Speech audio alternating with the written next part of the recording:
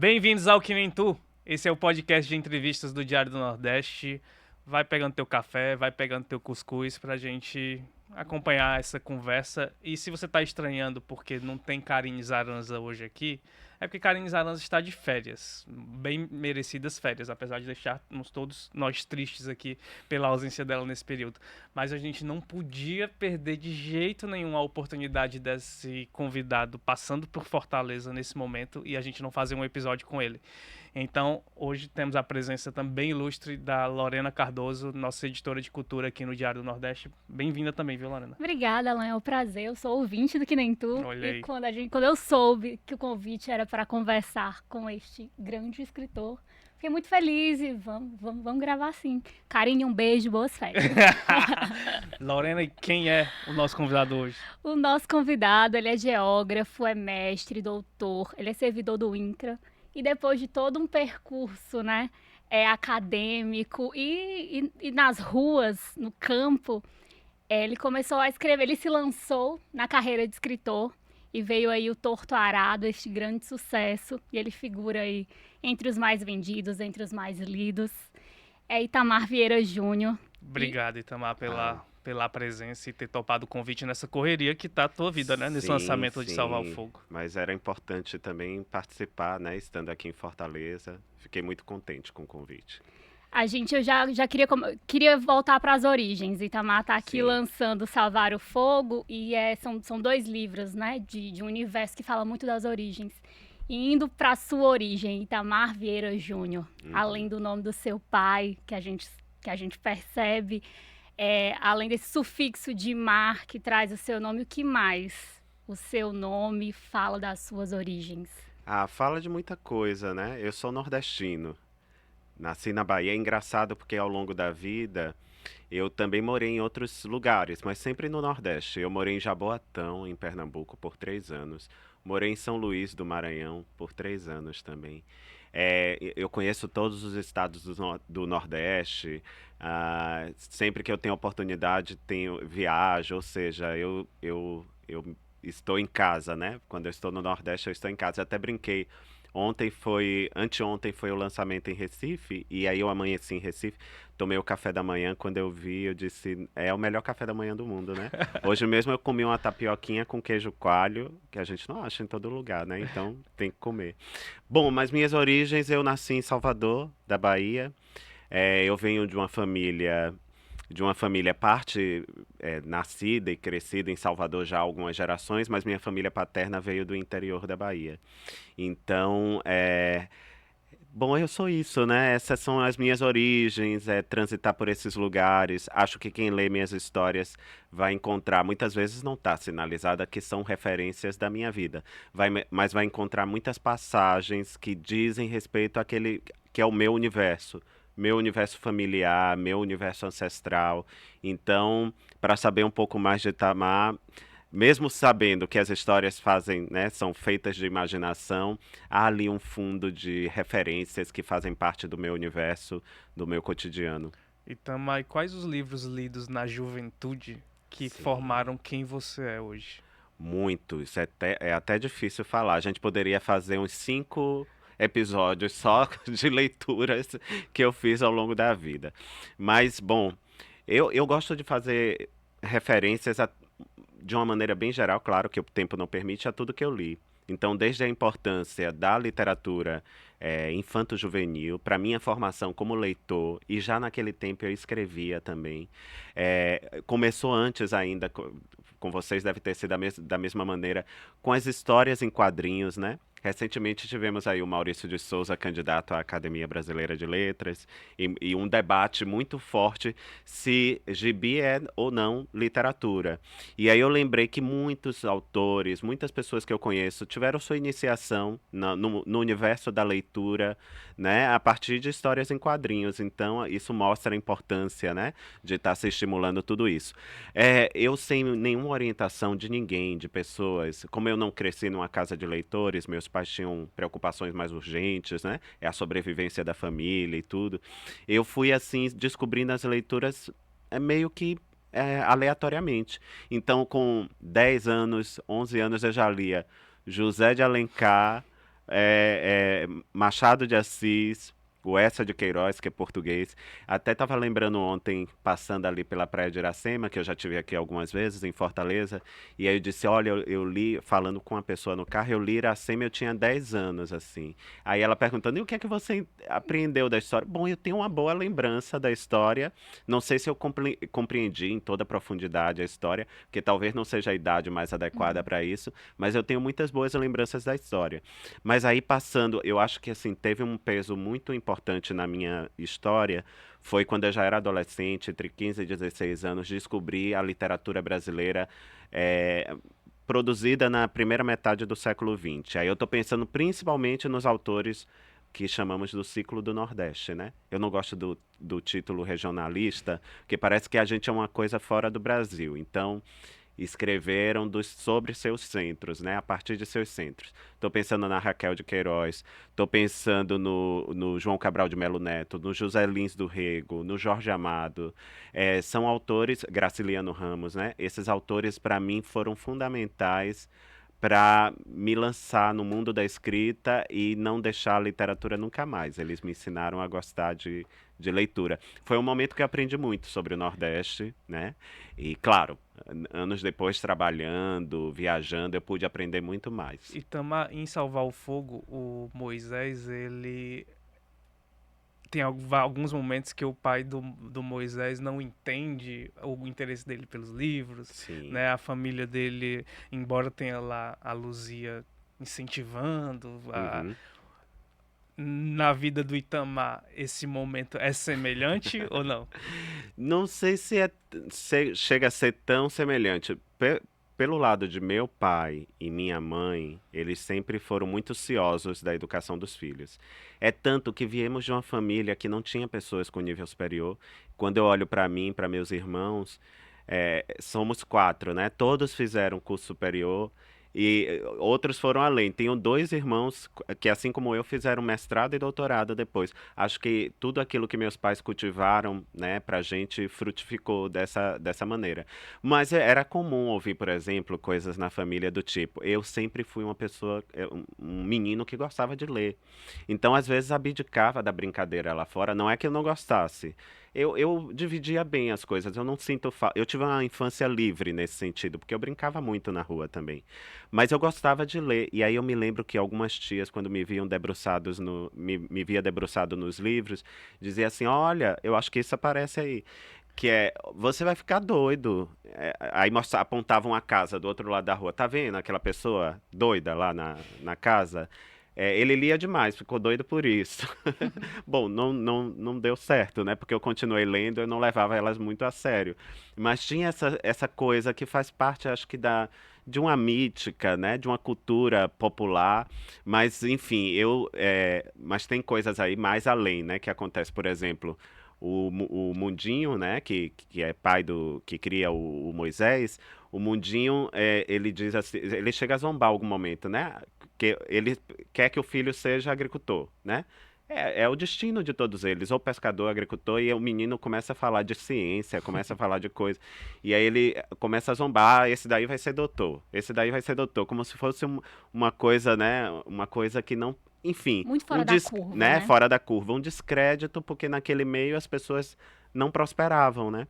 Então ele tinha essas coisas, mas comigo aconteceu, mas foi um pouquinho diferente, foi como eu contei, assim, algumas coisas nesse sentido. É engraçado que quando você fala desses personagens e você se referencia nisso, a gente se reconhece muito. Eu acho que não sei se como nordestinos a gente vê esses personagens. A gente estava conversando sobre isso, dos dois livros, e aqui na redação, quando a gente soube que você estava aqui e tal, e todo mundo tinha uma história de alguém que parece com a Luzia, de alguém que... Muito semelhante, assim, muito próximo, embora com histórias e características Sim. diferentes, mas essa mítica, esses Sim. personagens míticos. E como é pra você? Você vai misturando de quem você conheceu? Sim, eu acho. Bom, primeiro que literatura é feita de memória, observação e imaginação. Eu sempre acho que esses são os três pilares da literatura. Memória, porque a gente acumula uma memória de uma vida, né? Tudo que a gente experimentou, viveu. Então, se a gente vai relatar o sofrimento ou a alegria de uma personagem, a gente costuma recorrer aos nossos sentimentos para levar referências ou de pessoas que a gente conhece, né? De como foi aquele sofrimento. É, Observação é essa capacidade de observar o mundo à sua volta, né? Acho que hoje em dia nós estamos cada vez mais distraídos, porque a gente tem muitas distrações, né? Internet, celular na mão. Mas no fundo a gente também está observando lá. Quando a gente passa numa rede social, a gente está observando a vida do outro, né? E na vida, na rua, nos lugares, a gente também está observando. Então essa capacidade de observar, de encontrar personagens no meio das pessoas, né, da multidão, esse interesse pelo que é humano, ajuda muito também. E por último, a imaginação, que é essa capacidade de juntar fios, né, juntar pessoas, personagens, e a partir dali tecer uma trama que vai ser um romance, que vai ser uma narrativa curta, um conto, né? Há muitas referências nessas personagens que partem do meu universo pessoal, pode ser o universo familiar, pode ser o universo da comunidade, de amigos, né, daquelas pessoas mais próximas, mas pode ser também de pessoas que eu encontrei ao longo da vida, pelos lugares que eu andei, que eu caminhei. Há muitas referências. Acho que nenhum escritor, de fato, que se debruça sobre a literatura, não utilize essa maneira de se relacionar com sua capacidade criativa, né, com seu ímpeto de criação. Todos, em alguma medida, se espelham na vida. Tem um livro de um crítico norte-americano, James Wood, que o título é A Coisa Mais Próxima da Vida. E é mais ou menos isso, ele fala de literatura nesse livro, né? Quando a gente escreve, mesmo com um universo que muitas vezes contém imaginação, cenas oníricas, né? Cenas mágicas, ainda assim a gente está tentando aproximar tudo aquilo da vida. Porque é isso que captura o leitor, né? Você levar ela para um lugar que pode ser de estranhamento, porque está lendo ali sobre pessoas novas, às vezes não faz parte de seu mundo, mas naquele estranho, naquele que é estranho, né, naquilo que não é, ele vai encontrar familiar, o familiar também. Então, nossa, a Belonise é tão diferente de mim, mas ela quando sofre é como eu. A Luzia é tão diferente de mim, mas quando ela tá brava, ela é como eu. Então, eu acho que a literatura é feita disso, dessa dança, desse baile entre o estranhamento e o familiar. É uma dança, né? É um tango. Não, vamos falar de Nordeste, é um chachado, né? Onde se está ali em referência, né? Está bailando o familiar e o estranho também. E Tama, como o tanto Torturado e agora Salvar o Fogo também foi traduzido para diferentes países, muita gente tem lido suas histórias e absorvido suas histórias de maneiras muito Sim. diferentes. Você, até numa entrevista recente que eu acho que você deu para o UOL, você falou que como cada país, cada lugar recebe o livro de uma maneira diferente. Você percebe Sim. isso. Como é que o Nordeste recebe tanto Torturado e como tem recebido Salvar o Fogo? Até me arrepio. Porque parece que essa história. Bom, nós que somos do Nordeste, né? Que nascemos e crescemos e nos criamos aqui. Tem um universo muito referencial, né? Que fala da nossa formação, das nossas dores, das nossas lutas. Quem não se emociona ouvindo Asa Branca, por exemplo, né? Bom, eu não podia escrever sobre outro lugar, não podia escrever nada diferente, mas eu percebo dos leitores que quando eles leem essa história, eles estão adentrando as próprias histórias, né? Claro, leitores de muitos lugares, como você disse, têm lido essa história, têm feito boas referências. No Brasil, que é um país de extensão continental, né? A gente tem diversas regiões, né? Culturas convivendo junto, as pessoas também sentem a mesma coisa, mas quando são os leitores do Nordeste, a sensação é de que eles estão num terreno, ainda que seja novo, eles não sabem o que vai acontecer com a história, mas é um terreno absolutamente familiar. Eles estão encontrando referências de vida, de família, de histórias, de trajetórias. E eles falam com muita emoção, sabe? com muita energia, assim, com muita emoção mesmo. Eu sinto. É como se eu tivesse me vendo no espelho escrevendo essas histórias. Porque enquanto eu escrevia, eu também estava carregado de muita emoção. Claro, a gente se envolve com o universo, a gente se envolve com a história, a gente sofre com as personagens durante o processo de escrita. E eu percebo isso nos leitores do Nordeste. Eles têm essa referência muito forte, assim, de que estamos juntos, né? Porque quando eu penso na literatura, eu estou pensando sempre nesse binômio escritor-leitor, porque a literatura não existe só com escritor, né? Se eu escrever um livro e não tiver leitor, o processo não, a engrenagem da ficção não flui. Um livro ele precisa ser lido, ele vai encontrar os leitores. Então, eu sinto que nessa relação dialógica, escritor e leitor, a emoção é recíproca. E quando é o leitor do Nordeste, é um universo de referências que é muito particular, é muito nosso, né? Então eu sinto essa emoção quando eles falam sobre os livros. Você está tendo uma oportunidade no lançamento de Salvar o Fogo, de fazer, a gente brincou, uma turnê quase Sim, musical, que a gente vê quando estão lançando algum disco, é muito bom ver que sim, estão sim. fazendo esses encontros pelo Brasil inteiro. E nesses encontros com o público, com os leitores, você recebe alguma coisa muito diferente do que o que foi pensado do personagem? Porque as pessoas se apropriam dos Sim, personagens, né? sim. Recebo, assim, muita coisa. É tão interessante, eu gosto dessa conversa, desse diálogo com os leitores. Eles me perguntam muita coisa sobre a história. Por exemplo, tem uma que é mais recorrente, em Torto Arado, eles me perguntam, e a Belonise e a Maria Cabocla, o que é que existia entre elas? Eu pergunto, eu devolvo a pergunta, o que é que vocês acham que existia?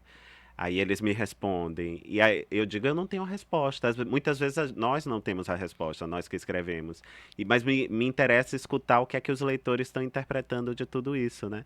E de fato, isso é muito. É perceber que que essa relação autor-leitor, ela se complementa. Então, nesses lugares eu recebo. Bom, eu chego com a mala vazia e volto para casa com a mala cheia, em todos os sentidos, no literal e no metafórico. Porque eu ganho muito presente, Ah, né? Ganho biscoito, ganho livro, ganho tudo que você imaginar, eu ganho. E também minha bagagem pessoal, né? Tô falando do meu corpo, da minha consciência, da minha história. Eu recebo muito afeto, né? Muita emoção enquanto nesses momentos de reunião. Então eu levo muita coisa do que eles me contam sobre suas histórias, daquilo que eles entenderam da leitura, de como aquela leitura atravessou a vida deles, o que eu acho absolutamente compreensível, porque eu, como leitor, antes de escrever, eu sou leitor, né? Muitos foram os livros que também me atravessaram de uma maneira tal que eu imagino que tenham mudado a minha vida, né? Minha maneira de ver o mundo, de ver as coisas, de ver as pessoas. E eu fico. São momentos de grande emoção mesmo, de cansaço, porque é um trabalho, né, como qualquer outro. Então a gente precisa estar ali naquele momento de entrega para o leitor também, ouvi-lo, né, e enfrentar horas às vezes de sessão de autógrafos, de conversa, mas também de muita emoção. Eu levo muita coisa comigo, muita coisa para casa. Nessa turnê de Salvar o Sim. Fogo, teve alguma fala de algum leitor que mais te surpreendeu, que traz na tua memória assim? Ai, tem sido tem sido momentos de tanta emoção, não lembro agora um momento em particular. Até porque a turnê está em andamento. Fortaleza foi a quarta cidade. Começamos por Salvador, São Paulo, Recife e Fortaleza. E ainda vai continuar por muito tempo. Bom, mas muitos já chegaram com o livro lido, né? Outros ainda não leram o livro. porque está sendo Né? entregue, Tá né? sendo Depois da... entregue na hora, estão adquirindo, aí eu assino. Mas quem lê o livro, aí chega e contando um pouco da história. Nossa, eu não acredito que você fez isso. E aquela pessoa é tal pessoa. E é assim que. E é assim, parece uma conversa de velhos amigos. Mesmo a gente não tendo nunca se encontrado na vida, a sensação é de que eu compartilhei algo que eu criei, que no fundo também é algo íntimo, né? Porque criação não vem de nada de fora. A criação, ela se processa no meu corpo. Então eu estou entregando algo que é íntimo também para o leitor. E aí ele me vê, me encontra e fica muito emocionado às vezes, né? E aí a gente tem esse momento de troca, é muito, muito interessante. Sobre esse momento íntimo que você fala, é engraçado porque no texto do Diego Barbosa sobre Salvar o Fogo, o Diego Barbosa é o repórter do Diário do Nordeste, Sim, que ele fez sim, uma eu li. análise sobre o texto. Sim, Ele tem um ponto de um parágrafo que ele diz assim, parece que a gente está sempre um encontro com a memória, quando a gente está vendo as histórias, os personagens. E eu acho que o ganho pro leitor uhum, daqui, né, o leitor cearense, o leitor nordestino, é isso, porque eu até comentei com a Lorena, né, a Luzia em Salvar o Fogo, eu tava falando pra Lorena que parece aquela personagem que as pessoas não a entendem e por não entenderem quem uhum, ela as pessoas vão criando teorias. E isso, sim. na minha infância e adolescência, eu vi diferentes pessoas sofrendo a mesma coisa, né? Sim, passando pelas mesmas coisas, né? Aquela pessoa que é incompreendida, É, né? Bom, nós que crescemos no Nordeste, acho que tem um lado da nossa formação, da nossa história, que envolve uma aura sempre mística, né? Uhum. Eu sempre brinco, tudo que não tinha explicação, por incompreensão das pessoas que me explicavam, né, quando eu era criança, sempre se acreditava ao místico, ao mágico, né? Era Deus, eram os santos, eram os espíritos, né? Eram essas pessoas que guardavam a explicação daquilo que não podia ser explicado no cotidiano. E recentemente eu li, demorei para ler, mas quando eu li eu fiquei fascinado. Eu li a biografia do Padre Cícero, do Lira Lira. Neto, né? E eu fiquei fascinado assim pela história, né? Eu já conhecia, já tive no Cariri, né? Já passei por Juazeiro, já vi a estátua do Padre Cícero, eu sabia de todos os aspectos da religiosidade daquela região, que é muito comum no Nordeste, né? Se a gente pensar Bom Jesus da Lapa e outros lugares também que tem essa religiosidade cristã popular, mas eu não tinha noção da profundidade daquela história, sabe? E é uma história que não é explicada apenas pela religião católica, é uma história que tem um lado mágico, um lado místico, que muitas vezes as pessoas não compreendem, né? E eles foram acusados de várias coisas, inclusive, né? Eles foram excomungados da igreja, né? A igreja não Até sai da própria atendia, religião, né? Uma né? história que começa Que dentro de uma começa dentro religião da e ela. religião, mas que fala muito desse modo de viver do Nordeste, né? Dessa religiosidade. É como se o nosso mundo ele fosse feito, né? Ele fosse composto daquilo que a gente vê no cotidiano, mas também há uma coisa que transcende tudo isso e que muitas vezes não é explicado ou é explicado de uma maneira mágica. Eu sinto, a Luzia é isso, né? A Luzia ela guarda consigo a chave de uma existência, né? A chave de muitas coisas, mas ela é incompreendida pela comunidade. É aquela religião que um pouco oprime aquela comunidade também e os divide, porque aqueles que não que foi mais ou menos o que aconteceu no Juazeiro, Sim. né?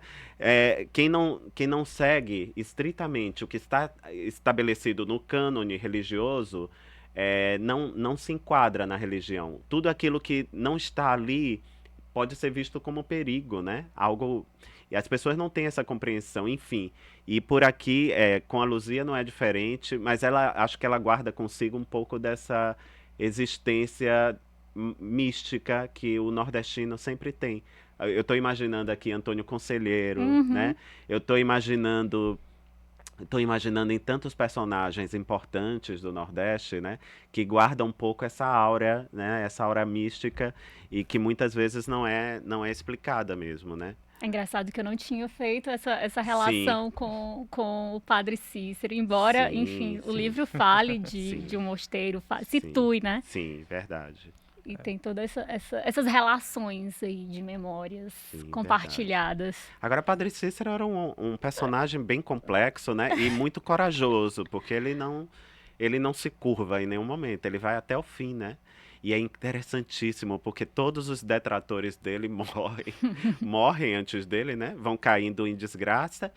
E ele até hoje é celebrado, é cultuado, né? As pessoas lembram quem não lembra do Padim Cisso, né? Com tanto fervor, né? Com tanta devoção, né? Dele.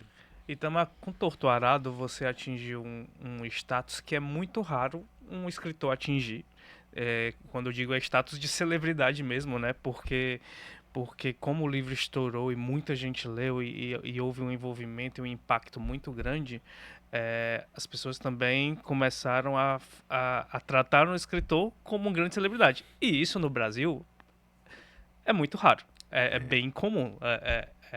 Como foi que você lidou com esse... Muito mal, o tempo todo. Primeiro que eu sempre fui uma pessoa muito quieta, muito discreta, de não gostar de holofotes, né? Não necessitava, aprendi a viver sem isso, né? Não fazia parte da minha vida. O aluno, parece até que era o aluno da sala que estava sempre fazendo intervenção com o professor. Muito pelo contrário, eu sentava lá no cantinho, lá atrás, porque eu tinha até vergonha de falar, né? Então, para mim foi uma mudança muito radical de vida, né? Sempre tive vergonha de falar em público, de me expressar em público. Olhando assim pode parecer que não. Mas eu acho que eu me acostumei. Sabe uma coisa que você repete tantas vezes, você termina se acostumando? Mas eu tinha essa dificuldade. E enquanto eu escrevia essa história, no fundo a gente só quer ver o livro publicado, né? Que encontre leitores. Mas nunca projetei a quantidade de leitores que os livros encontrariam, né? Nunca projetei coisas que o livro conquistou e depois foi tudo meio que de alguma maneira aconteceu sem que eu tivesse controle. Jamais imaginaria que uma história como essa fosse conquistar leitores, né, e etc. Então, para mim foi difícil, mas hoje eu já transito meio confortável, porque, bom, como eu fui uma adolescente, uma criança muito quieta, muito reclusa, às vezes eu lia muito e eu gostaria de conversar com as pessoas sobre as coisas que eu lia e muitas vezes não encontrava.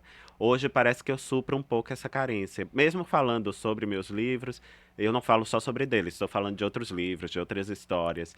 E aí eu tenho esse momento de confraternização, né? Que estamos compartilhando o interesse comum, essa paixão pela literatura, né? Pela nossa literatura, pelas coisas que fazemos. Aí fui aprendendo pouco a pouco. E ainda me incomoda um pouco pensar que bom, enfim, esse é o nosso tempo, né? É o nosso mundo. Mas de pensar que me tornei conhecido, eu não sei se sou uma celebridade. Celebridades são os jogadores de futebol, os artistas da música, né? Porque são muito venerados. Literatura ainda. A gente está até num momento diferente, porque tem muitos autores aí brasileiros que estão na lista de mais vendidos, né? Tem conquistado bastante leitores, mas ainda não é uma grande arte, né? Do termo de vista popular, né? De ter muitos. Gostaria até que fosse, porque para mim, quanto mais um país lê, mais chances ele tem de ser um lugar diferente, né? Um lugar mais humano, um lugar mais justo, né? Porque quando a gente lê uma história como essa, ou como outras histórias, a gente, no fundo, está se colocando no lugar das personagens, entendendo suas vidas, a gente está exercendo a alteridade, que é o que a gente precisa muito hoje em dia, né? Se colocar no lugar do outro para não julgar, apenas para entendê-lo, porque isso é uma premissa importante num país tão multiétnico, multicultural como o Brasil, precisamos compreender o outro para conseguir conviver, né, juntos. Então eu fico imaginando que para mim ainda é um lugar desconfortável, mas vou levando. É tudo pela literatura, tudo pelos leitores, né? Tudo Você, pelas histórias que eu vou escrever e além que da, escrevo. além da troca sobre os universos e de encontrar pessoas aí que trocam figurinhas, né? Porque de alguma forma, quando a gente lê um livro, a gente mergulha naquilo e vive Uhum. aquelas histórias, né? Mas você sente uma cobrança por rede social, por se mostrar mais outro lado que não seja do escritor. Tem sim, tem todo tipo de cobrança, né? Tem todo tipo de cobrança. Primeiro, eu não me esqueço, o Frei Beto me disse assim: olha, se preserve, tenha cuidado. Ele é uma pessoa muito querida, né, Frei Beto? É, vão te perguntar até sobre o sexo das pulgas, porque você vai ter que dar opinião sobre tudo. E aí eu entendi, compreendi muito bem a preocupação dele, né? Que a gente deve preservar um pouco nossa vida, nossa intimidade, né? Algumas coisas que a gente pensa, porque a nossa vida fica sob escrutínio ali. Pro bem e pro mal, né? Isso acontece. E nas redes sociais, ao mesmo tempo que ela deu visibilidade às histórias, né? Eu encontrei muitos clubes de leitores lendo os livros, passei a ter contato com os leitores a partir das redes. No passado, os escritores faziam isso com as cartinhas que chegavam, né? E eles respondiam, Mas tem um tempo muito né? É diferente, um né? tempo muito diferente. O nosso tempo é um tempo mais acelerado. Então, as redes sociais é uma maneira de você manter contato com os leitores. Mas tem de tudo. Tem. Eu acho que o lugar que alguns livros conquistaram, e no caso Torturado conquistou, pode incomodar algumas pessoas, né? Bom, eu nunca me furtei de dar a minha opinião política sobre determinados assuntos. Então, vivemos momentos difíceis no país, mas eu sempre estava ali dizendo o que eu pensava, e isso também é, era motivo para ataques daqueles descontentes, né? Então, é um ambiente que às vezes congrega, mas é um ambiente também que pode ser hostil. E você tem que ter uma cabeça muito boa para enfrentar tudo isso. Não estou dizendo que eu tenho, tem dias que aquilo me afeta, mas eu vou pensando, vou seguindo adiante, né? Porque eu acho que todos enfrentaram isso de alguma maneira no seu tempo. Eu fico pensando no Jorge Amado, né? Que foi o escritor mais popular do Brasil.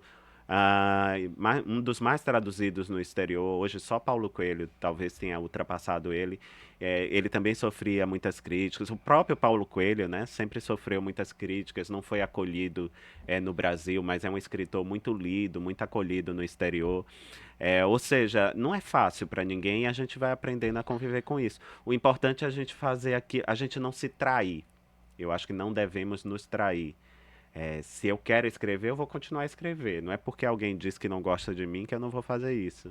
Eu não posso trair a mim mesmo. Acho que nenhum de nós pode trair a si mesmo, né? A gente tem que seguir com nossas vocações, com nossos sonhos, com as coisas que a gente planeja e projeta, e sabendo que a gente vai ser cobrado, questionado por isso, mas a gente precisa avançar, seguir em frente. Não pode parar e ficar ruminando coisas negativas também. E o sucesso de Torturado fez em algum momento você travar quando você sentou lá de novo para voltar a escrever? Não, para falar a verdade, não.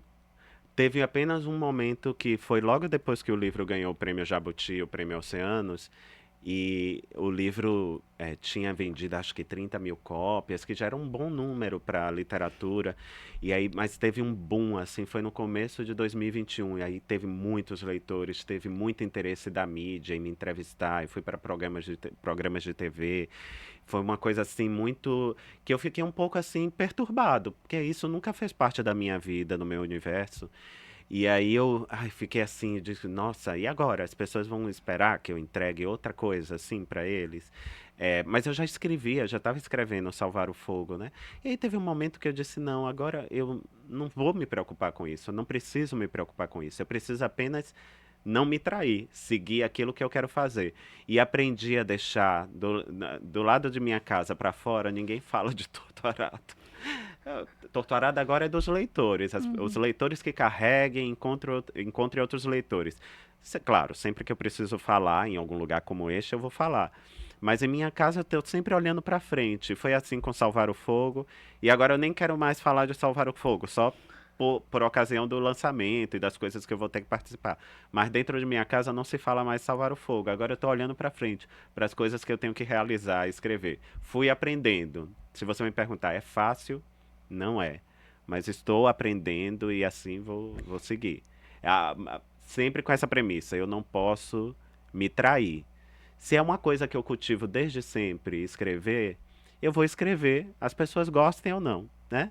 Eu acho que as pessoas gostam, porque um livro chegar no lugar que esses livros chegaram, realmente tem muito interesse dos leitores. Mas também há aqueles que não gostam, mas eles não vão me parar. O importante é ter isso em mente. Esse seu olhar para frente é um vislumbrar um caminho, mas também o deixar da porta para fora de casa. Tem uma coisa da sua autocrítica, do não querer ficar olhando mais. Eu acho, por exemplo, que todo mundo que publica está sujeito a críticas, né? Então pode ter uma crítica positiva e uma crítica negativa. Nenhuma vai fazer bem a quem escreve. A crítica negativa, porque ela pode te jogar para baixo e achar que você não é capaz, sendo que a crítica é apenas a leitura de uma pessoa, né? Que vai ser confrontada com a leitura de inúmeras pessoas que vão só o tempo para dizer se uma obra é relevante ou não. Por isso que quando falam assim, Torto Arado é um clássico, eu sou reticente. Pode ser para o leitor, para mim, eu sei o que é que faz um clássico, né? E ainda não tem tempo para sedimentar essa história. A gente vai poder falar sobre isso daqui a 20, 30, 50 anos. Se essa história se manter entre os leitores, aí a gente até pode fazer uma referência a isso. Mas os leitores falam dessa maneira, claro, eu compreendo o impacto, às vezes, a leitura, né? É uma história contada de uma maneira que remete a outras histórias que talvez estejam no cânone do clássico, e aí eles fazem essa referência. Mas Itamar dizer, eu escrevi um clássico, nunca, não esperem isso de mim, eu tenho essa consciência.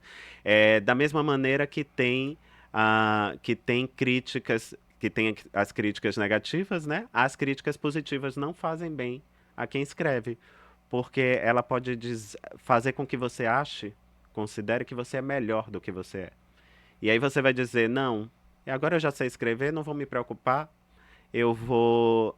E não é assim. Eu acho que o trabalho da escrita envolve muita autocrítica durante o processo. É você estar sempre se colocando no lugar do leitor, como ele vai receber aquela história, né? Você não pode escrever algo que seja absolutamente banal, né, sem referências, mas também não vai escrever um texto absolutamente hermético que os leitores não vão ter capacidade de acessar. Então, aquele que diz que não escreve para leitores, eu acho que não está sendo honesto, o escritor que fala isso. Porque se a premissa da literatura é a comunicação, no fundo, tudo aquilo que a gente escreve está projetado para um destinatário. E é assim e é isso que movimenta, essa certeza que movimenta a minha escrita também. Mas eu evito, eu gostaria de, às vezes não dá, nem sempre dá, né, para evitar conhecer aquilo que escreveram sobre o livro. Mas eu acho que tanto as críticas negativas quanto as positivas não fazem muito bem ao autor. Eu gosto de imaginar que cada livro sempre é um começo, que eu nunca sei o suficiente sobre a história, que eu vou compreender durante o processo.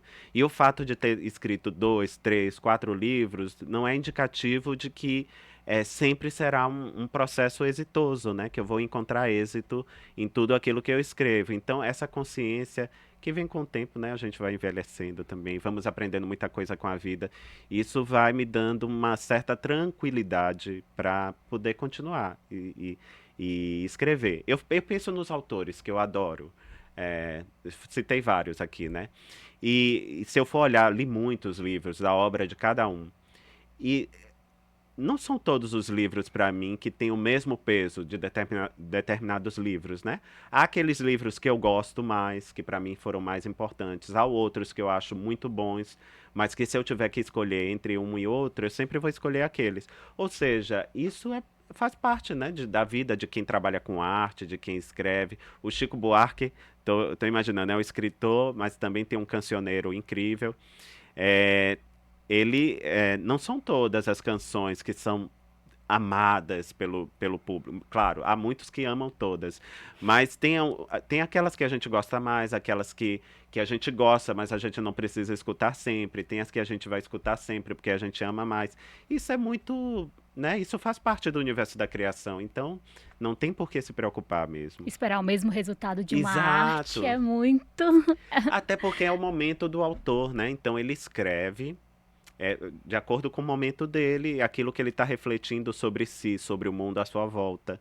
O Itamar de 10 anos atrás não era o mesmo. O Itamar, né, se eu viver, de 10 anos à frente, certamente vai ter mudado. Nossa vida como tem o Heráclito, o filósofo, né, grego, Do rio. ninguém mergulha no mesmo rio duas vezes, né? Ninguém se banha no mesmo rio duas vezes. E a nossa vida é um rio, né? Ela está seguindo o curso. Certamente daqui a 10 anos eu vou ter aprendido coisas, né, que ainda não tive oportunidade de aprender. E o Itamar de hoje não é o mesmo de 10 anos atrás, porque durante esse tempo ele pôde aprender bastante coisa. Ou seja, nunca somos os mesmos, né? Os nossos interesses vão se modificando, a nossa maneira de criar vai se modificando. Então, eu estou muito tranquilo em relação a isso, de saber que a vida é isso, né? Algumas vezes os livros serão amados, outras vezes menos amados, né? Isso é saudável, ter essa consciência, porque não atrapalha o processo criativo também. E Tamar, os primeiros escritos de Torto Arado era quando você ainda era um adolescente, né? Sim, E assim, você retoma a escrita muito tempo depois, assim sim, como Salvar o Fogo também você continua escrevendo muito sim, tempo depois. E nesse período para lá, além da maturidade que você alcança, né, com idade mesmo, você ainda tem o seu trabalho como servidor sim, que te faz andar por lugares, e muitos lugares, verdade. vivendo novas realidades. O que que essa maturidade, esse tempo do adolescente lá que começou a escrever Tortarado, quando ele foi retomar a história, o que que mudou? Mudou tudo, né? Primeiro que a primeira versão que eu escrevi não concluí, né? Só tinha 80 páginas. Eu morava em Recife, lá em Jaboatão até. E eu era uma adolescente. Morando com os pais. Morando com os pais, eu estava muito, influenciado por essa literatura que eu falei para vocês, né? Desse ciclo do Nordeste, desses autores do Nordeste. Mas eu não tinha um conhecimento empírico no campo, de viver no campo. Embora na minha história familiar as pessoas conversassem sobre isso. Era a mãe de meu pai falando sobre os momentos dela na roça. Era meu pai que foi criado na roça. Então eram conversas que faziam parte do meu cotidiano, mas eu não tinha tido a experiência empírica, né? Nesse momento eu estou até licenciado do INCRA. Depois de 17 anos eu tenho uma licença, direito a uma licença sem remuneração e estou cuidando dessas coisas. Isso para mim foi muito bom, muito importante. Às vezes até saudade de lá. Mas foi esse trabalho como servidor público, primeiro na universidade, não como servidor, como estudante. Eu, estudante de geografia, tínhamos muito campo, né? Então íamos passar uma semana em tal lugar, uma semana em tal lugar para fazer relatórios de campo. E ali eu já comecei a ter um contato mais frequente com o campo. E fui trabalhar no INCRA, não foi nem por decisão minha, assim, dizer, não, eu quero, esse é o trabalho que eu quero. Eu tinha me formado e fiz concurso. A gente, quando se forma, a gente quer trabalho, né? Vocês são Sim. jovens, vocês sabem muito bem. E aí eu fui fazendo concurso, eu me lembro que eu fiz para professor, passei, fui até chamado, e no mesmo período eu fiz para o INCRA, passei e fui chamado. E na hora eu tive que decidir qual eu ficaria. Aí eu disse, bom, eu já fui professor 2 anos, é uma experiência boa, mas eu quero experimentar algo novo. Eu acho que o INCRA, e ficava imaginando, idealizando, né, muita coisa, vai me tirar de tal lugar, assim, do escritório, eu vou para o campo, né, viver experiências novas. Mas eu não tinha dimensão do que eu iria encontrar no campo, né? Era muito mais forte, muito mais denso, muito mais pesado, era carregado de história, né? E aí quando eu cheguei no campo foi um choque, assim. Primeiro, porque as estruturas são tão coloniais, está tudo tão presente ali. Parece que a nossa história está ali deixando foi carimbada ali, porque as marcas são muito visíveis, né? Estão nas relações de trabalho, na vida das pessoas, na desigualdade, no acesso à terra, que nem todas têm. Aquilo estava muito, foi um momento de choque. Eu tinha 26 anos. E eu me lembro assim, nossa, que eu pensei, Vidas Secas foi escrita naquele momento, hoje tem 80 anos, mas tinha sido escrita há 65 anos ou menos, e passaram 60 anos e as pessoas ainda vivem dessa maneira, desse mesmo jeito. Foi um choque. E aí a história de Torto Arado voltou, e eu comecei a... Não escrevi de imediato, porque eu estava fazendo muitas coisas, fui fazer doutorado depois, mas quando eu concluí o doutorado, eu retomei a história, e aí a história tinha mudado completamente. O que ficou da história era o mote, que era a relação das duas irmãs, a relação que elas tinham com o pai e com a terra, isso está desde o começo. Mas elas não se chamavam Bibiana e Belonísia, elas não... Essa história não tinha a vivência, a experiência, a profundidade que ela precisava ter. E o título, porque o título foi retirado do poema Marília de Dirceu, do Tomás Antônio Gonzaga, que eu li na adolescência. Então o título estava lá desde o começo, né? O título tem mais de 25 anos, se a gente for pensar. Mas a história em si, ela mudou, ela ganhou densidade, ganhou profundidade, da minha experiência, da minha vivência entre camponeses e camponesas, né? Entre indígenas, entre quilombolas. Eu aprendi muita, muita coisa. Eu sempre falo, até falei ontem no lançamento em Fortaleza, eu dizendo assim, eu tive um percurso acadêmico, como eu contei aqui no início, né, que minha família não teve, meus familiares não tiveram. Muito pela. Meus pais eram muito cuidadosos com a educação dos filhos, né, queriam que os filhos de fato mudassem sua história, sua trajetória a partir da educação. Mas eu sempre digo assim, aprendi muita coisa nas universidades, na academia, a gente deve valorizar, sempre defender. Mas eu aprendi muita coisa entre as pessoas.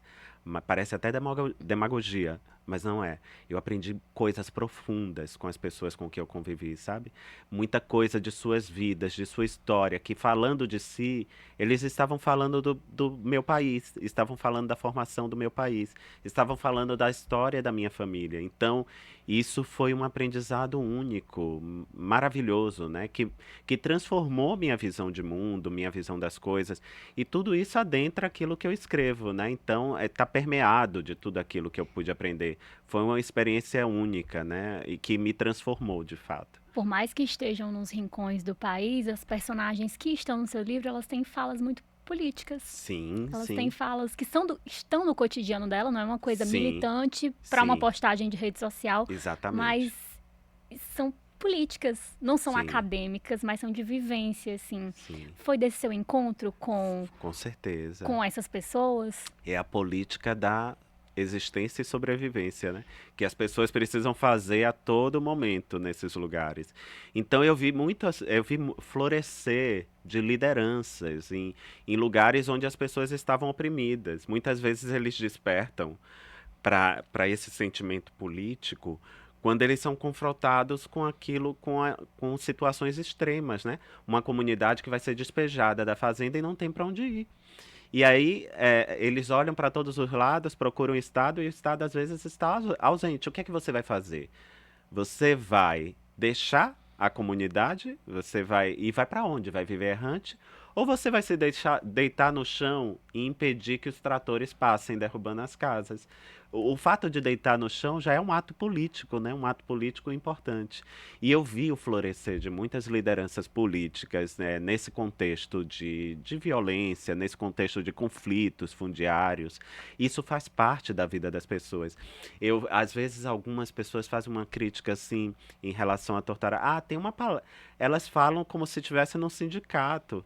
Mas falam como se estivesse no sindicato. Quem está dizendo isso desconhece o Brasil, desconhece essas pessoas. Porque é assim, eles vão aprendendo, sabe como? Ele sabe da comunidade tal que conseguiu alguma coisa, mas foi através do movimento social. Eles sabem pelo sindicato que eles começam a frequentar, que chega lá na comunidade, e aí eles começam, o discurso político faz parte das associações de base, né? Então eles vão introjetando, internalizando isso. É muito, muito comum. Quem diz que isso não é natural, desconhece o campo brasileiro. E se tem uma coisa, eu não sou um especialista sobre campo brasileiro, até porque eu circulei no Nordeste, mas 17 anos trabalhando com isso, deu para aprender bastante coisa. E eu vi tudo isso acontecer nesses lugares. Então, eu acho que e muito das minhas posições na vida, ao longo do tempo, eu fui encorajado por eles, assim, de eu ver que muita coisa se resolve com consciência política.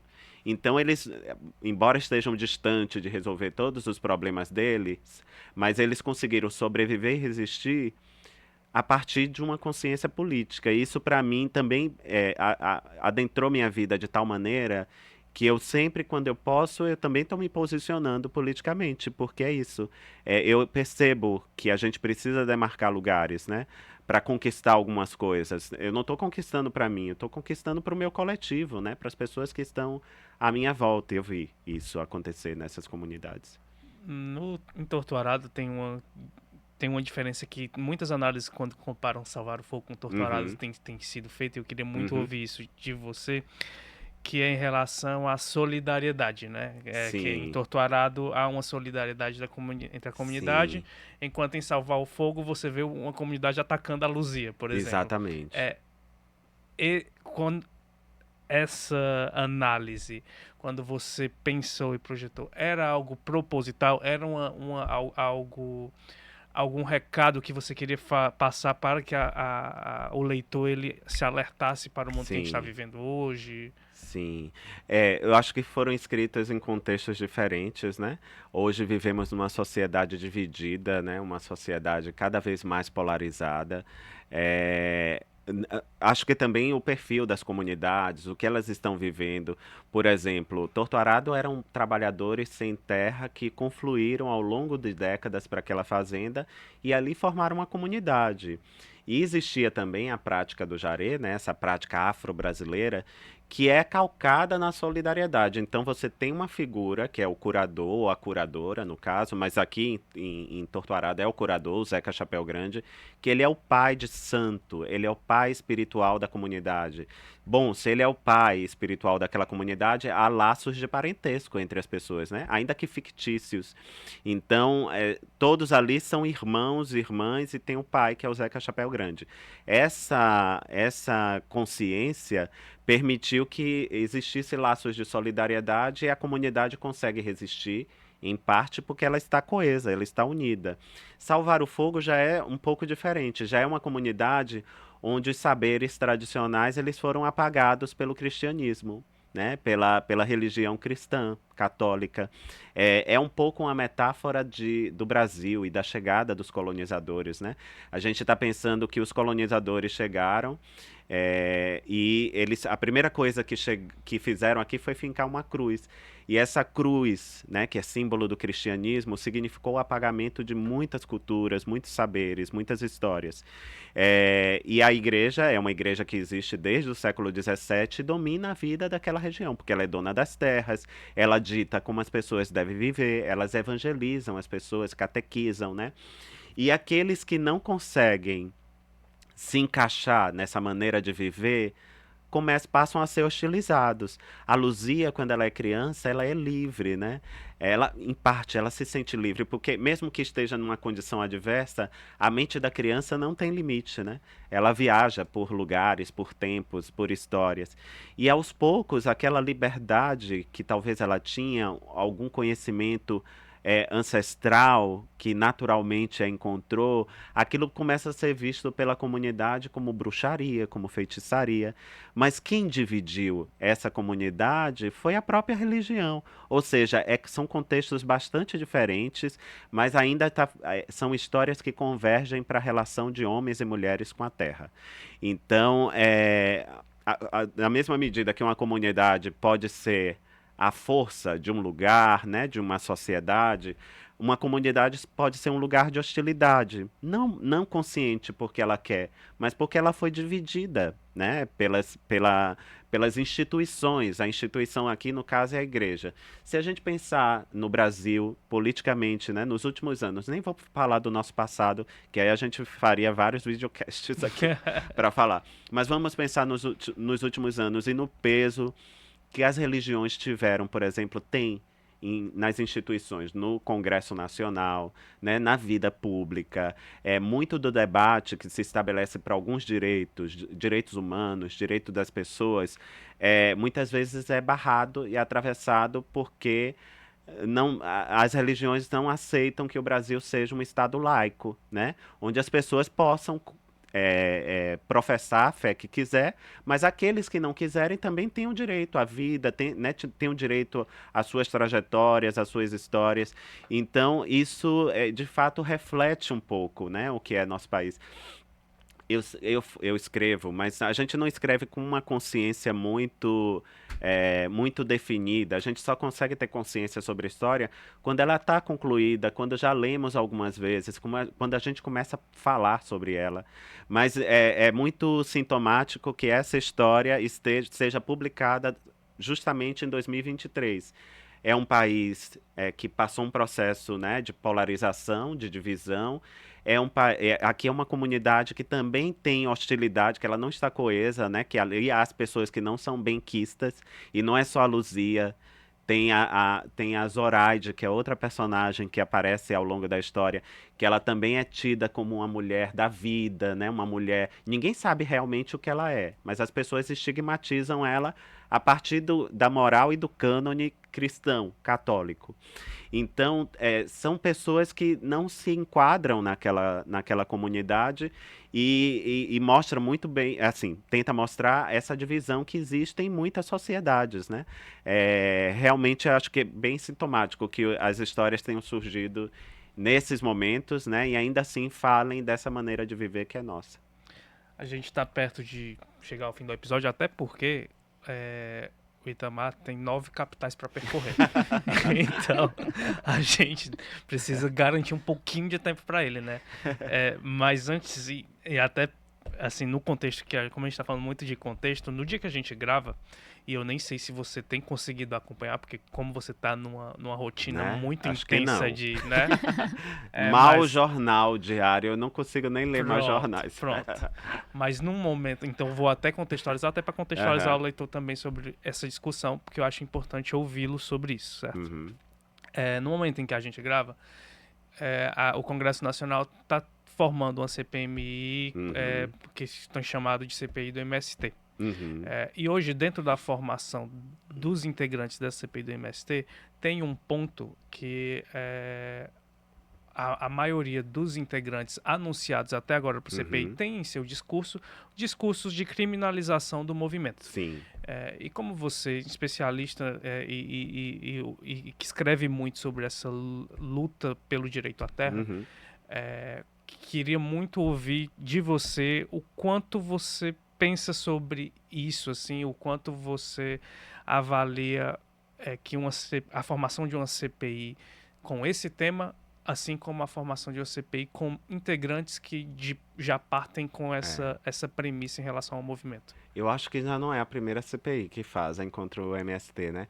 Muda o contexto político, muda o governo, e aí é uma maneira de se atingir o governo que está nesse lugar que foi eleito democraticamente. Muitas vezes é a maneira de se atingir. O que eu posso dizer sobre isso? Então, eu já vejo com ceticismo esse desejo de CPI, porque vai e volta, vem. Eu mesmo, já trabalhando no INCRA, já teve CPI se eu não me engano, de regularização de territórios quilombolas, e eu via o movimento no Congresso para criminalizar a política de regularização de territórios quilombolas, né? Para mim eu não vou cair nesse discurso maniqueísta, mas a gente vai imaginar que o Congresso, não sei se 1/3, se eu não me engano, do Congresso Nacional é formado por ruralistas, né? São grandes latifundiários. O Brasil é um país de privilégios, né? Onde as pessoas privilegiadas, muitas vezes elas não aceitam perder determinados privilégios para mitigar ou para reduzir as desigualdades que existem no país, né? Isso é uma fonte de muita coisa, é fonte de violência, é fonte de tanta coisa que atravessa o país e que é negativa também.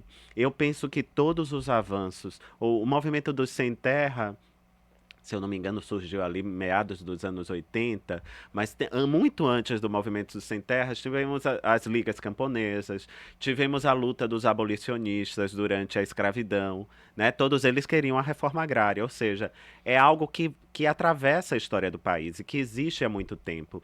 E eu penso que todos os avanços civilizatórios que nós tivemos enquanto sociedade, eu estou pensando no movimento do sem terra, estou pensando no movimento das mulheres, estou pensando no movimento negro, foi muito demandado por essa organização. São pessoas que se associam, né, se encontram, se mobilizam em prol de uma causa.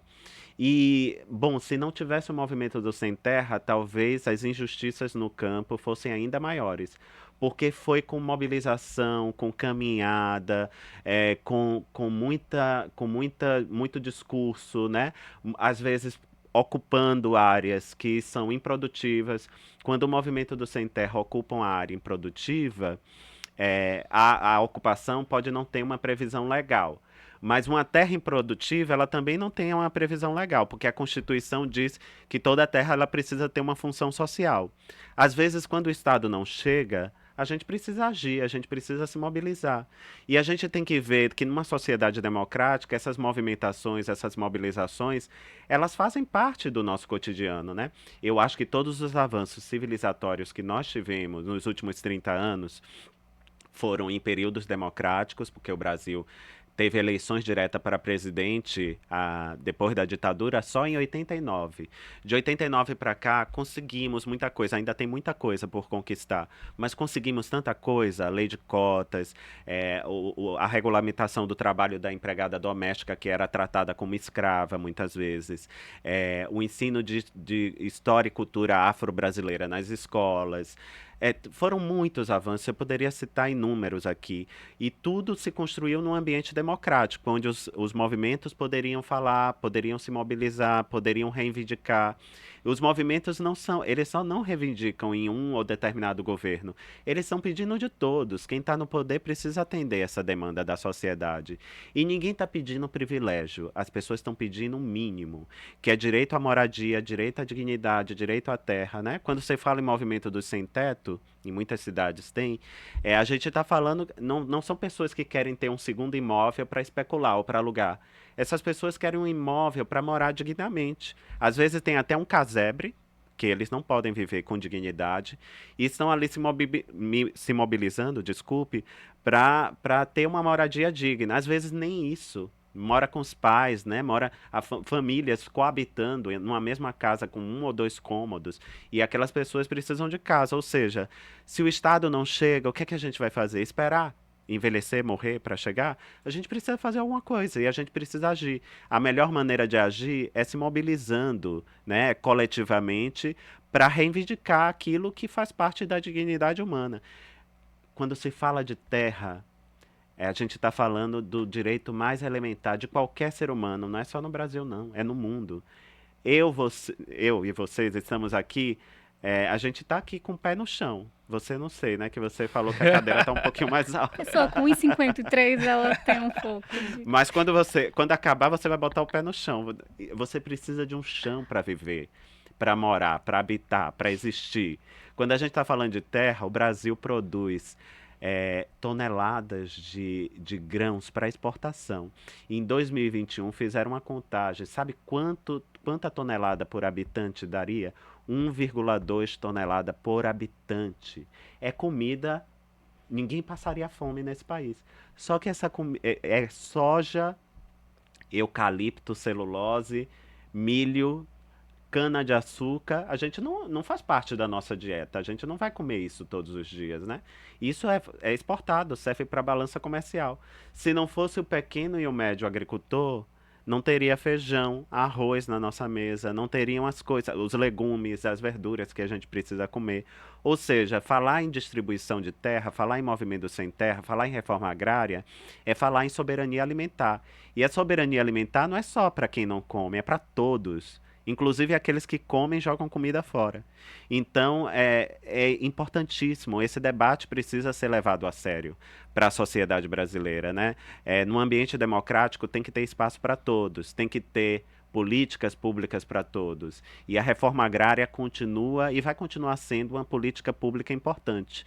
E cabe ao governo executá-la. Mas se o governo não executa, a gente vai esperar de braços cruzados? Não, a gente vai fazer passeata, a gente vai se mobilizar, a gente vai exigir que aquela terra que está improdutiva, ela seja desapropriada, seja revertida para reforma agrária, para que se cumpra a Constituição Federal. Não está pedindo nada que está fora da lei, a gente está pedindo o que está na lei. Cabe mais uma? Cabe mais uma. Fala. Só para encerrar, como escritor, o que você deseja para a cultura do Brasil? Eu desejo as melhores coisas sempre, né? Eu vejo o Brasil é uma potência criativa de tanta beleza, de tanta força, ainda pouco explorada. Nós, às vezes, valorizamos as coisas que vêm de fora, de outros lugares, né? E em detrimento das coisas que já existem aqui. Mas a gente é um país multicultural, multiétnico, então tem uma diversidade histórica, cultural maravilhosa. E se a gente valorizar isso, eu acho que as pessoas em outros lugares vão passar a valorizar também. Eu tive no Japão recentemente, tem pouco menos de um mês que eu voltei, eu fui lançar Torto Arado lá. E adorei o país, é um país interessantíssimo, fiquei fascinado. Mas eu fiquei muito orgulhoso quando eu entrava nos lugares, às vezes num restaurante ou num ambiente outro, um bar, alguma coisa assim, que a primeira coisa que eu escutava era música brasileira. E eu descobri o quanto eles são apaixonados por música brasileira, principalmente bossa nova, música popular, né, brasileira. Ou seja, a nossa música, ela tem uma qualidade internacional, ela é apreciada lá no Oriente, do outro lado do mundo, né? Eles valorizam, eles amam a música brasileira. E isso me fez perceber, assim, já vem me fazendo perceber, porque eu tenho transitado por outros lugares, que nós temos uma potência criativa, né? Uma potência pouco explorada, às vezes. Sabe por que pouco explorada? Porque as pessoas esperam que a gente faça por conta própria e a gente não consegue escoar nossa produção. Tem que ter políticas culturais para que as pessoas sejam incentivadas a criar, para que as pessoas façam bordadinho, para que as pessoas façam sua arte, suas coisas, e que elas possam, enfim, falar sobre esse país a partir de sua criação. Então, é preciso política pública também, né? Porque ninguém lá na comunidade ribeirinha da Amazônia vai fazer as pessoas conhecerem o que de belo elas produzem, as pessoas conhecerem, se não tiver incentivo, se não tiver recurso para que elas possam escoar aquilo que elas produzem, né? Sua arte, suas histórias, suas trajetórias. Ou seja, a gente precisa se apropriar disso. Há muita beleza, muita potência no Brasil. E mas para que a gente possa, de fato, desenterrar toda essa história e essa beleza que muitas vezes está soterrada, a gente precisa de incentivo, precisamos de política pública, precisamos valorizar o que aqui nós encontramos. Itamar, muito obrigado por você ter Obrigado vindo. também. Acho que o leitor, inclusive assim, acho que o leitor cearense ontem que foi no Dragão do Mar foi muito orgulhoso por você ter escolhido passar por Fortaleza para lançar Salvar o Fogo. E aí eu agradeço também, não só ter vindo ao Que Nem Tu, como ter vindo à nossa cidade, Fortaleza, e escolhido Fortaleza nessa longa jornada e exaustiva que você tem tido durante esse período. Sim, eu fiquei muito feliz, porque infelizmente, nem todos que estavam lá aguardando conseguiram entrar, porque o espaço tinha uma limitação. Até fiz uma promessa de voltar outras vezes a Fortaleza. Mas ali eu estava entre irmãos, né? Porque é isso. Todos os leitores de muitas partes do Brasil falam sobre essa experiência de ler esse livro, de quando encontram essa história, das referências que guardam. Mas quando os leitores fizemos essa diferenciação, os leitores do Nordeste têm um compartilhar de familiaridade com essas histórias muito grande. Então, muitos me abraçaram, falaram sobre sua leitura, sobre sua experiência de leitura, e diziam: essa é a minha história, é a história da minha mãe, é a história da minha avó. Isso é tão forte, né? Tão poderoso, tão rico. E eu fico feliz. E ontem foi uma grande noite de celebração, né? E que bom que Fortaleza me acolheu dessa maneira. Também não projetava nada diferente, eu sabia que seria assim. Coisa boa. Obrigada a vocês pelo convite. Um beijo, Karine. Aproveite suas férias novamente. E queria lembrar só da Socorro, que te recebeu ontem. Sim. Um abraço para Socorro, que foi nossa colunista por um tempo, Sim. mas as demandas de inscritas Sim. fizeram ela parar um pouco com a coluna.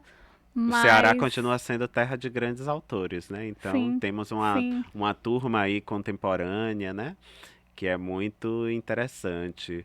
O Estênio Gardel, a Socorro Racioli, a Tessia Montenegro, né? A Ana Miranda, ou seja, continua sendo terra de grandes autores também. Maravilhoso. A você que nos acompanhou nesse episódio, muito obrigado por nos assistir. E olha, comprem Salvar o Fogo, não deixem de comprar. E você já sabe, toda quinta tem um episódio novo na sua plataforma preferida, de podcast, no YouTube e também na tela da TV Diário. Já já o Itamar vai autografar o meu exemplar aqui, ó. Porque eu não terminei de ler ainda, ó, até porque eu tenho dificuldade de conversar sem dar muito spoiler, sabe? Eu também. Aí foi até bom eu não ter terminado o livro, porque vai que eu soltava alguma coisa aqui. Às vezes eu me censuro. Ontem mesmo, durante o evento, eu me censurei. Assim, não vou continuar, senão vai ter spoiler. Então vamos falar de outra coisa. Pois é. Na próxima quinta, volta que tem mais, tá bom? Beijão, gente. Até quinta-feira. Valeu.